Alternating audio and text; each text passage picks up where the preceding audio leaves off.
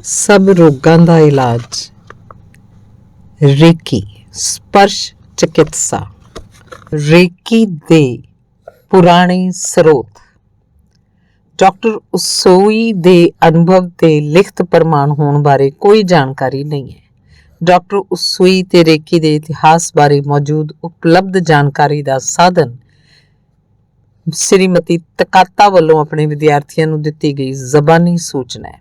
इस कहानी अनुसार रेकी दा डॉक्टर उसोई ने मुड़ खोज की सी ते इस तो पहला भी मौजूद सी। होरना प्राचीन उपचार विधियां ते ज्ञान की आधारित अनुमान एक युक्ति संगत अनुमान पेश करते हैं जो उसोई तो पहला रेकी के स्रोत उत्ते कुछ प्रकाश पा सकते हैं। एक तिब्बती बौद्ध उपचार तकनीक है जो दवाई बुद्ध कहाउंदी है। इस विच रेकी वांग ही हथ रखे जाते हैं। दवाई बुद्ध वालों उपचार करने की शक्ति अध्यापक द्वारा विद्यार्थियों को दी जाती है जो रेकी विधि के समान है। तिब्बती बौद्धां विच हर कोई अध्यात्मक वंश परंपरावां हैं जो शक्ति प्रदान करन दा प्रयोग करन जा मुल प्रदान करन नाल संबंधित है, क्योंकि तिब्बती बौद्ध ही बौद्धां विच एकमात्र अजिहे हैं जो शक्ति प्रदान करन दा प्रयोग करते हैं। संभव है जिस रेकी की मुड़ खोज डॉक्टर उसोई ने की वो पुरातन समय च तिब्बती तकनीक ही सी जो गुम हो गई सी।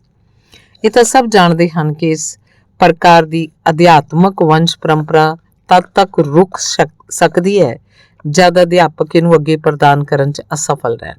ये वंश परंपरा सैकड़े हजारां सालां मुड़ जीवित हो सकती है जब कोई मुनि या अध्यात्मक व्यक्ति एक रहस्यमय अनुभव के दौरान निर्देश ते शक्ति प्राप्त करता है। संभव है कि अजिहा ही कुछ डॉक्टर उसोई नाल होया। संभव है कि वो पिछले जन्म च एक रेकी मास्टर रहे होंगे ते इस बार उन्होंने उपचार शक्ति नूं मुड़ प्राप्त करने का दृढ़ निश्चय किया होवे। शायद ये वंश परंपरा अज मुड़ आरंभ होने लई समाप्त हुई होवे ते जदों डॉक्टर उसोई दे रहस्यमय अनुभव के दौरान उन्हां दी रेकी मुड़ जीवित हुई। रेकी प्रगट होने की कहानी। 18वीं सदी के ਅੱਧ ਵਿੱਚ ਜਾਪਾਨ ਦੇ ਇੱਕ ਸ਼ਹਿਰ ਡਾਕਟਰ ਮਿਕਾਓ ਉਸੋਈ ਦਾ ਜਨਮ ਹੋਇਆ। ਬਚਪਨ ਤੋਂ ਡਾਕਟਰ ਉਸੋਈ ਅਧਿਆਤਮਕ ਪ੍ਰਵਿਰਤੀ ਦੇ ਸੀ। ਇਸੇ ਕਾਰਨ ਅੱਗੇ ਚੱਲ ਕੇ ਉਹ ਇੱਕ ਅਧਿਆਤਮਕ ਵਿਸ਼ੇ ਦੇ ਰੂਪ ਵਿੱਚ ਜਾਪਾਨ ਦੇ ਕਿਓਟੋ ਸ਼ਹਿਰ 'ਚ ਇੱਕ ਕ੍ਰਿਸਚੀਅਨ ਕਾਲਜ ਪ੍ਰਿੰਸੀਪਲ ਦੇ ਅਹੁਦੇ ਤੇ ਹੁੰਦੇ ਹੋਏ ਬਾਈਬਲ ਪੜ੍ਹਾਇਆ ਕਰਦੇ ਸੀ। ਇੱਕ ਦਿਨ ਕਲਾਸ 'ਚ ਈਸਾ ਮਸੀਹ ਵੱਲੋਂ ਹੱਥਾਂ ਦੇ ਸਪਰਸ਼ ਨਾਲ ਹਜ਼ਾਰਾਂ ਰੋਗੀਆਂ ਨੂੰ ਰੋਗ ਮੁਕਤ ਕਰਨ ਦੀ कथा का जिक्र चल रहा सी तो कुछ प्रमुख विद्यार्थियों ने डॉक्टर उसोई नूं ये सवाल कर दिता कि हे मास्टर कि तुसी बाइबल नूं सच ते ईश्वर का हुक्म मनदे हो? डॉक्टर उसोई ने कहा बिल्कुल। विद्यार्थियों ने पूछा तो फिर बाइबल च ईसा मसीह द्वारा वर्णन किया गया कि हे मानव इस विद्या का कोई भी अभ्यास कर सकता है तो मेरे तो वधेरे चंगे ढंग नाल रोगियों का उपचार कर सकता है। तुसी दसो कि कित्थे है विद्या, है भी जां नहीं? तुसी ते असी क्यों इस विद्या नूं सिख नहीं सकते? इस प्रश्न नाल सहमत होकर डॉक्टर उसोई ने अगले ही दिन प्रिंसीपल के पद तो अस्तीफा देता क्योंकि उन्होंने पासे का कोई जवाब नहीं सी। इस प्रश्न तो प्रभावित होकर डॉक्टर उसोई खोज लई एक अनजान यात्रा ते निकल गए। इस स्पर्श चिकित्सा नूं खोजना ही उन्होंने जीवन का उद्देश बन गया। कई सालों तक पश्चिमी देशों चों बाइबल ते होर अध्यात्मक ग्रंथों का अध्ययन करते रहे पर कुछ भी हासिल नहीं कर सके। उत्थों वापस आके जापान के बौद्ध मठां विच रहे। उत्थे उन्होंने यह तो अवश पता लग गया कि बुद्ध इस विद्या नूं काफ़ी प्रयोग करते सी पर इस संबंधी कोई वेरवा या जानकारी सिद्धी बुद्ध मठां दे पुजारियां नूं नहीं सी। बुद्ध संबंधित देशों की यात्रा ते निकले। डॉक्टर उसोई ने चीनी भाषा सीखी ते कई अध्यात्मक ग्रंथों का अध्ययन किया पर कुछ भी हासिल नहीं होया। अंत उन्होंने भगवान बुद्ध के मूल जन्म स्थान उत्तर भारत ते तिब्बत जाण दा सोचिया। एक आखिरी उम्मीद के रूप में कुछ हद तक उन्होंने यात्रा सफल रही। भारत ते संस्कृत के सारे ग्रंथ संस्कृत सन, इसलिए डॉक्टर उसोई ने संस्कृत भाषा सीखी। तिब्बत के बौद्ध ग्रंथों च इस विद्या बारे काफ़ी जानकारी मिली जिन्हां चों कमल सूत्र का नाम ज्यादा चर्चित है। इत्थे उन्होंने कई संकेतक भाषा विच इस विद्या के गूढ़ रहस्य समझ आए तो जानने नूं मिले पर अजिहा विवरण या संकेत नहीं मिलिया जिस नाल पता चल सके कि किस तरह इस विद्या नूं हासिल किया जाए। किते भी ਕਿਸੇ ਤਰੀਕੇ ਦਾ ਵਰਣਨ ਨਹੀਂ ਮਿਲਿਆ ਤੇ ਨਾ ਹੀ ਬੁੱਧ ਮਹੰਤਾਂ ਨੂੰ ਇਸ ਬਾਰੇ ਕੋਈ ਵਿਸ਼ੇਸ਼ ਜਾਣਕਾਰੀ ਸੀ। ਪਰ ਇੰਨੀ ਜਾਣਕਾਰੀ ਨਾਲ ਡਾਕਟਰ ਉਸੂਈ ਸੰਤੁਸ਼ਟ ਸਨ ਕਿ ਮੰਜ਼ਿਲ ਤਾਂ ਮਿਲ ਗਈ, ਹੁਣ ਕਿਵੇਂ ਉੱਥੇ ਪਹੁੰਚਿਆ ਜਾਏ ਇਹ ਟੇਢੀ ਖੀਰ ਸੀ। ਖੈਰ, ਸਾਰਾ ਗਿਆਨ ਪ੍ਰਾਪਤ ਕਰਕੇ ਡਾਕਟਰ ਉਸੂਈ ਜਾਪਾਨ ਵਾਪਸ ਆਏ ਤੇ ਆਪਣੇ ਮਿੱਤਰ ਬੋਧ ਮਹੰਤ ਰਾਬੋਟ ਬਦਰੀ ਦੇ ਸਾਹਮਣੇ ਆਪਣੀ ਸਮੱਸਿਆ ਰੱਖੀ। ਅੰਤ 'ਚ ਗਹਿਰਾਈ ਨਾਲ ਕਾਫੀ ਉਥਲ-ਪੁਥਲ ਦੇ ਬਾਅਦ ਇਹ ਨਤੀਜਾ ਨਿਕਲਿਆ ਕਿ ਇਕਾਂਤ, ਉਪਵਾਸ ਤੇ ਧਿਆਨ ਸਾਧਨਾ ਦੁਆਰਾ ਇਸ ਈਸ਼ਵਰੀ ਭਾਸ਼ਾ ਤੇ ਸੰਕੇਤ ਨੂੰ ਸਮਝਿਆ ਜਾਏ, ਕਿਉਂਕਿ ਬੁੱਧ, ਮਹਾਵੀਰ, ਈਸਾ ਮਸੀਹ, ਮੁਹੰਮਦ ਪੈਗੰਬਰ ਤੇ ਲਗਭਗ ਸਾਰੇ ਮਹਾਤਮਾਵਾਂ ਨੇ ਉਪਵਾਸ ਤੇ ਗਹਿਰੇ ਧਿਆਨ ਸਾਧਨਾ ਨਾਲ ਹੀ ਵਿਦਿਆ ਪ੍ਰਾਪਤ ਕੀਤੀ ਸੀ। ਧਿਆਨ ਸਾਧਨਾ ਲਈ ਡਾਕਟਰ ਉਸੂਈ ਕਿਓਟੋ ਸ਼ਹਿਰ ਤੋਂ 20 ਕਿਲੋਮੀਟਰ ਦੂਰ ਇੱਕ ਪਵਿੱਤਰ ਪਹਾੜੀ ਕੁਰੀਆਮਾ ਤੇ ਚਲੇ ਗਏ। ਉੱਥੇ ਇਕਾਂਤ ਝੀਲ ਦੇ ਕਿਨਾਰੇ ਇੱਕ ਚੱਟਾਨ ਉੱਤੇ ਪੂਰਬ ਵਾਲੇ ਪਾਸੇ ਮੂੰਹ ਕਰਕੇ ਬੈਠ ਗਏ। ਉਹਨਾਂ ਦੀ ਤਪੱਸਿਆ ਸ਼ੁਰੂ ਹੋ ਗਈ। ਉਹ ਆਪਣੀ ਤਪੱਸਿਆ 'ਚ ਲੀਨ ਹੁੰਦੇ ਗਏ। ਰੋਜ਼ਾਨਾ ਸਵੇਰੇ ਉਹ ਇੱਕ ਪੱਥਰ ਥੱਲੇ ਲੁੜਕਾ ਦਿੰਦੇ ਸੀ। 20 ਦਿਨਾਂ ਤੱਕ ਕੁਝ ਵੀ ਨਹੀਂ ਹੋਇਆ। ਡਾਕਟਰ ਉਸੂਈ 20 ਦਿਨਾਂ ਤੋਂ ਭੁੱਖ ਨਾਲ ਕਮਜ਼ੋਰ ਹੋ ਚੁੱਕੇ ਸੀ। ਇੰਜ ਲੱਗਦਾ ਸੀ ਕਿ ਹੁਣ ਉਹਨਾਂ 'ਚ ਉੱਠਣ ਦੀ ਸ਼ਕਤੀ ਨਹੀਂ ਰਹਿ ਗਈ। ਉਹ ਆਪਣੀ ਮੌਤ ਨਜ਼ਦੀਕ ਵੇਖ ਰਹੇ ਸੀ। ਡਾਕਟਰ ਉਸੂਈ ਦੀ ਤਪੱਸਿਆ ਦੀ ਅੰਤਿਮ ਰਾਤ ਸੀ। ਉਹ ਕਿਸੇ ਤਰ੍ਹਾਂ ਕਰਵਟ ਬਦਲ ਰਹੇ ਸਨ। ਨੀਂਦ ਨਹੀਂ ਆ ਰਹੀ ਸੀ। ਉਹ ਆਪਣੇ ਆਸਨ ਤੇ ਬੈਠ ਗਏ। ਰਾਤ ਦਾ ਤੀਸਰਾ ਪਹਿਰ ਚੱਲ ਰਿਹਾ ਸੀ। ਬੈਠੇ ਬੈਠੇ ਉਹ ਸਮਾਧੀ 'ਚ ਪਹੁੰਚ ਗਏ। ਅਚਾਨਕ ਉਹਨਾਂ ਨੂੰ ਲੱਗਿਆ ਕਿ ਪੂਰਬ ਦਿਸ਼ਾ ਤੋਂ ਸਫੈਦ ਰੰਗ ਦੀ ਇੱਕ ਚਮਕਦਾਰ ਰੌਸ਼ਨੀ ਤੀਰ ਦੀ ਤਰ੍ਹਾਂ ਉਹਨਾਂ ਵੱਲ ਵੱਧ ਰਹੀ ਹੈ। ਡਾਕਟਰ ਉਸੂਈ ਬੁਰੀ ਤਰ੍ਹਾਂ ਘਬਰਾ ਗਏ ਸੀ। ਉਹਨਾਂ ਉੱਠਣਾ ਚਾਹਿਆ ਪਰ ਉੱਠ ਨਹੀਂ ਸਕੇ। ਉਹਨਾਂ ਨੂੰ ਲੱਗਾ ਕਿ ਹੁਣ ਉਹਨਾਂ ਦੀ ਮੌਤ ਵਿੱਚ ਦੇਰ ਨਹੀਂ। ਇਸ ਦੌਰਾਨ ਉਹ ਚਮਕਦਾਰ ਰੌਸ਼ਨੀ ਤੀਰ ਦੀ ਤਰ੍ਹਾਂ ਉਹਨਾਂ ਦੇ ਨਜ਼ਦੀਕ ਪੁੱਜ ਚੁੱਕੀ ਸੀ। ਉਹਨੇ ਡਾਕਟਰ ਉਸੂਈ ਦੇ ਮੱਥੇ ਵਿੱਚ ਦੋਹਾਂ ਨੇਤਰਾਂ ਦੇ ਵਿਚਕਾਰ ਚੋਟ ਕੀਤੀ। ਡਾਕਟਰ ਉਸੂਈ ਬੇਹੋਸ਼ ਹੋ ਚੁੱਕੇ ਸੀ। ਕੁਝ ਦੇਰ ਬਾਅਦ ਉਹਨਾਂ ਨੂੰ ਲੱਗਾ ਉਹ ਸਫੇਦ ਰੌਸ਼ਨੀ ਨਾਲ ਢਕੇ ਹੋਏ ਹਨ ਤੇ ਸਫੈਦ ਬੁਲਬੁਲੇ ਸੈਂਕੜੇ ਹਜ਼ਾਰਾਂ ਦੀ ਗਿਣਤੀ 'ਚ ਉਹਨਾਂ ਦੇ ਅੰਦਰ ਤੈਰ ਰਹੇ ਹਨ। ਹੌਲੀ-ਹੌਲੀ ਉਹਨਾਂ ਬੁਲਬੁਲਿਆਂ ਦਾ ਰੰਗ ਇੰਦਰਧਨੁਸ਼ ਵਰਗਾ ਹੋਣ ਲੱਗਾ। ਅਚਾਨਕ ਉਹਨਾਂ ਨੂੰ ਲੱਗਿਆ ਕਿ ਬੁਲਬੁਲਿਆਂ ਦੇ ਇਹਨਾਂ ਰੰਗਾਂ ਦੇ ਸੰਬੰਧ ਵਿੱਚ ਉਹਨਾਂ ਨੂੰ ਜਾਣਕਾਰੀ ਹੈ।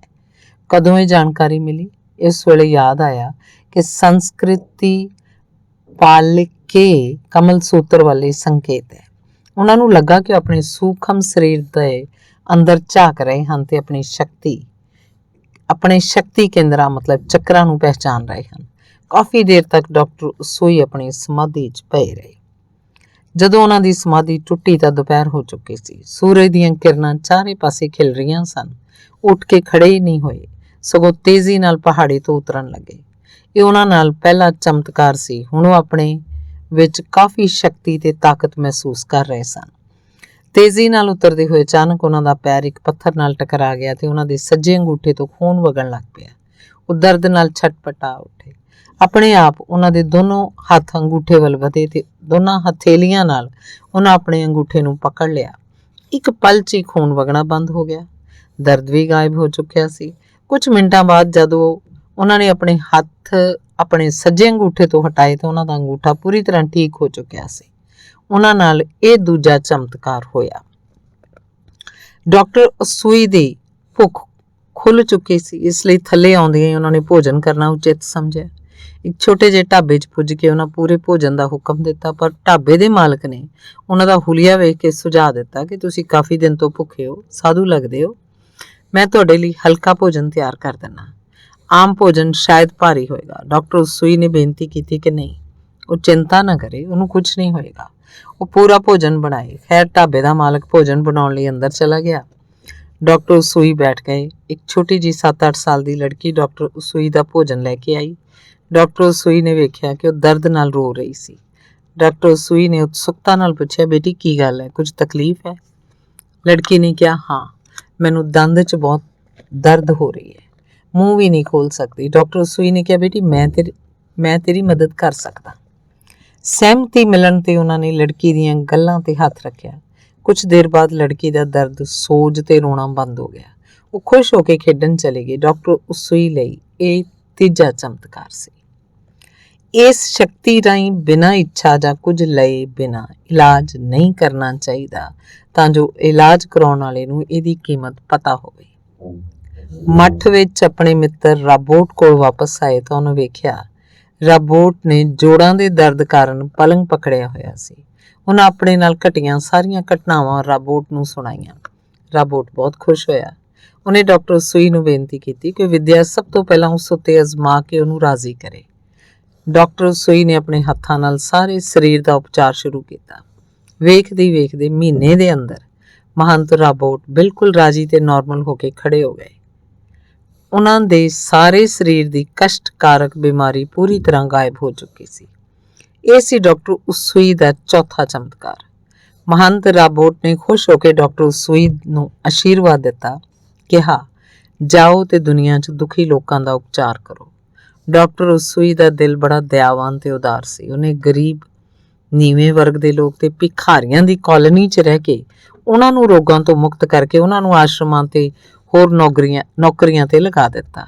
ਇਸ ਤਰ੍ਹਾਂ ਕਈ ਲੋਕਾਂ ਦਾ ਜੀਵਨ ਬਦਲ ਗਿਆ। ਪਰ ਉਹਨਾਂ ਨੂੰ ਉਦੋਂ ਦੁੱਖ ਲੱਗਾ ਜਦੋਂ ਉਹਨਾਂ ਨੇ ਵੇਖਿਆ ਕਿ ਵਧੇਰੇ ਪੁਰਾਣੇ ਚਿਹਰੇ ਵੀ ਵਾਪਸ ਆ ਰਹੇ ਹਨ ਤੇ ਨੌਕਰੀ ਦੀ ਬਜਾਏ ਭੀਖ ਮੰਗਣਾ ਜ਼ਿਆਦਾ ਆਸਾਨ ਸਮਝਦੇ ਹਨ। ਕੋਈ ਆਪਣੀ ਸਿਹਤ ਦੀ ਜ਼ਿੰਮੇਵਾਰੀ ਲੈਣ ਲਈ ਤਿਆਰ ਨਹੀਂ ਹੈ, ਇਸ ਲਈ ਫਿਰ ਦੁਬਾਰਾ ਰੋਗਾਂ 'ਚ ਘਿਰ ਗਏ ਹਨ। ਉਹਨਾਂ ਨੂੰ ਮਹਾਤਮਾ ਬੁੱਧ ਦਾ ਇੱਕ ਕਥਨ ਯਾਦ ਆਇਆ ਕਿ ਤਨ ਕਾ ਨਹੀਂ, ਆਤਮਾ ਕਾ ਸੁਧਾਰ ਕਰੋ। ਮਨ ਸੁਧਰ ਗਿਆ, ਤਨ ਆਪਣੇ ਆਪ ਸੁਧਰ ਜਾਏਗਾ। ਜੇਕਰ ਮਨ ਨਹੀਂ ਸੁਧਰਿਆ ਤਾਂ ਤਨ ਦਾ ਸਿਹਤਮੰਦ ਤੇ ਰੋਗ ਮੁਕਤ ਹੋਣਾ ਹਮੇਸ਼ਾ ਅਸੰਭਵ ਰਹੇਗਾ। ਰੋਗ ਦਾ ਮੂਲ ਜਾਂ ਜੜ ਕਰਮ ਵਿੱਚ ਹੈ, ਮਨ ਵਿੱਚ ਹੈ, ਆਤਮਾ ਵਿੱਚ ਹੈ। ਸਰੀਰ ਤਾਂ ਕੇਵਲ ਸਹਿਣ ਵਾਲਾ ਹੈ।